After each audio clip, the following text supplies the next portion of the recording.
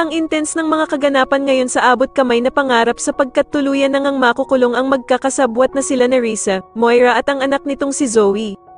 Dito nga ay makakalaboso na sila nila Giselle at Doc Robert dahil sa mga ebidensyang hawak nila at sa search and warrant ng mga pulis. Samantala dahil nga sa hinihintay na lamang ng mga pulis ang arrest and warrant galing sa Korte Suprema para maaresto itong si Moira, ay agad nahihingi nga ng tulong itong si Zoe sa ama niyang si Doc Carlos para maitakas si Moira. Dito nga ay mangangako itong si Doc Carlos sa anak niyang si Zoe, na gagawin nga daw nito ang lahat para matulungan siya at itatakas niya nga daw ang ina niyang si Moira sa mga pulis. Sa kabilang banda naman matapos ngang tanungin ni Giselle si Dax tungkol sa mga kasabwat nito ay hindi nito ituturo si Zoe bilang suspect sa nangyaring pandurukot kay Don Pepe. Kaya naman ay agad na mag-iisip ng paraan si Zoe para matulungan ang kanyang inang si Moira dahil nga sa kinuha na din ni Giselle ang cellphone niya para nga hindi ito makapagsumbong kay Moira.